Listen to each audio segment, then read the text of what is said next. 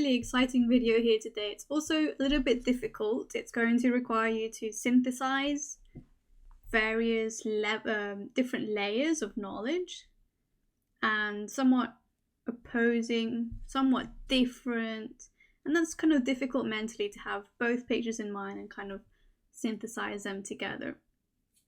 So I wanted to clarify the distinction between kind of two types of vocab. So we've been working with marginal external costs and marginal external benefits. So far we've been working on them from the perspective of supply having marginal external costs, and we've been working on demand having marginal external benefits, which could be both positive or negative. But that was a challenge in itself. And here's another little challenge. Here we're going to introduce this idea of external costs and external benefits, which is more or less important to you depending on your spec, but even so, if you read something online or you want to try some practice questions, this pops up quite often, and so I thought it could be useful to talk about. So what I also want to clarify is external costs and external benefits. For me, they're a little bit vague. I don't know if exactly they're referring to total external costs, total external benefits. I don't know if it's marginal. I hope the context in the question clarifies that, but I think it usually refers to total if you have no context. So here's kind of the definitions I've got. So total external costs are the total. Put that in brackets because it should be in the title. Total harm passed on to third parties due to the consumption or production of the good or service. So what's going to make it interesting is about consumption or production. Total external benefits, the total good passed on to third parties due to the consumption or production of the good or service. And again, just watch out for the context. It could be referring to marginal, in which case you shouldn't say the word total, and you should say the word additional due to an extra unit of the good or service. So here I've got kind of a summary. External costs, just like a group word for harm third parties, and we know that could be either negative production externalities or negative consumption externalities. At the same time, we've got external benefits which help third parties. That could be positive production externalities or positive consumption externalities. And to help you remember, negative production externalities had a positive MEC, and then negative consumption externalities had a negative MEC. Positive production meant that the firm actually paid for some of the cost of production facing third parties, so that's why it was a negative.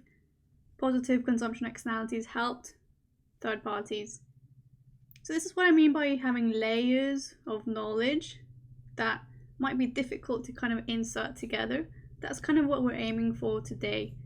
You're aiming to be able to do the positive and the negative MEC, MEB, as well as this other layer of external costs and external benefits. So here I've got it summarized for you. External costs plus MEC, negative MEB, external benefits, they help, so that's minus MEC plus MEB. Hopefully this way you're able to tackle a variety of questions in your textbook, on the web, you name it. You should have lots of tools to tackle them. I think that's the goal here. So there's also a definition. I've got a couple of definitions of MEC and MEB. This is from before. This is not from today. So this was from the perspective when we were learning about MEC in the context of supply and cost of production. MEC meant the extra cost of production passed on to third parties because they made one extra good. MEB, again, not today, but before, was about the extra benefit passed on to third parties due to an individual consuming an extra unit. Okay, so to synthesize this, we've got an external cost is, in other words, a negative externality. It harms third parties. That could be a negative production externality and a negative consumption externality, and I've got the graphs for both of them here. I've put both kinds of vocab that I'd like you to kind of become familiar with. So on the left, here we've got the positive MEC. Remember, that's the third parties are having costs added to them and that was harmful. That's an external cost.